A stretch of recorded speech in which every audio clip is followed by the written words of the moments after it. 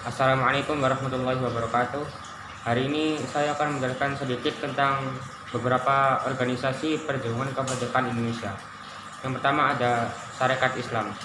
Organisasi ini berawal dari Organisasi Sarekat Dagang Islam yang disingkat SDI, yang didirikan oleh Haji Saman Hudi di Solo tahun 1911. Organisasi ini awalnya dibentuk untuk melindungi pengusaha lokal agar dapat bersaing dengan pengusaha non-lokal yang memonopoli perdagangan batik. SDI kemudian diubah menjadi Sarekat Islam SI pada tahun 1912 yang diketuai oleh HOS Djokro Aminoto. Setelah menjadi SI, keanggotaan SI menjadi semakin besar karena semua orang diperbolehkan ikut dalam organisasi ini jika beragama Islam. Akan tetapi, pada tahun 1921 SI terpecah menjadi dua kubu, yaitu SI putih dan SI merah. Perpecahan tersebut terjadi karena adanya penyusupan paham sosialis komunis. Tujuannya adalah untuk memajukan agama dan untuk mengetahui didi bagi golongan pedagang-pedagang Indonesia terhadap pedagang-pedagang Cina. Bentuk perjuangan Sarekat Islam adalah mendirikan organisasi-organisasi tersendiri di kota-kota yang dianggap penting dan mengadakan hubungan dan kerjasama. Yang kedua ada Partai Nasional Indonesia yang disingkat PNI.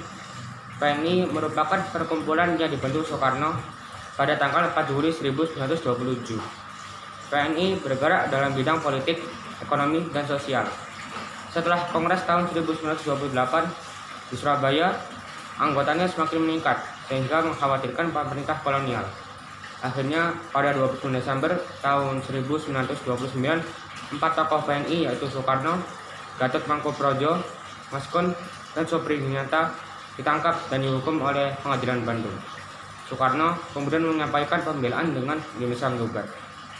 Tujuan Partai Indonesia PNI adalah untuk meraih kemerdekaan Indonesia, di mana tujuan kemerdekaan Indonesia itu diraih dengan asas percaya pada diri sendiri.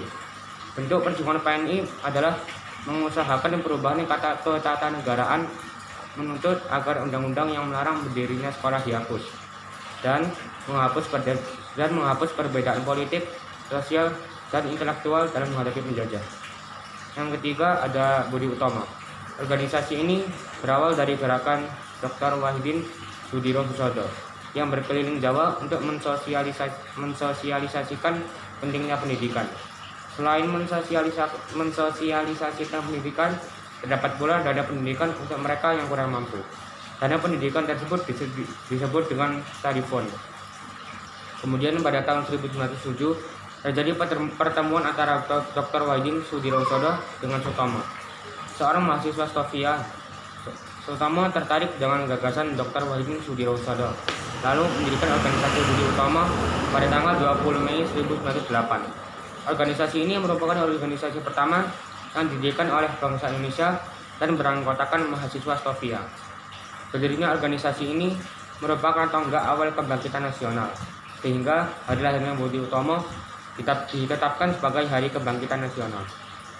Tujuan Budi Utomo adalah memperoleh perbaikan sosial serta kemajuan yang harmonis bagi nusa dan bangsa Jawa dan Madura. Mengapa hanya wilayah Jawa dan Madura? Sebab persatuan seluruh Indonesia belum dikenal pada masa itu. Bentuk perjuangan organisasi Budi Utomo adalah pertama, pembentuk dana pelajar study fund untuk para pelajar Indonesia. Yang kedua ada menempatkan wakilnya di Koksrat. Yang ketiga, mengusulkan wajib militer.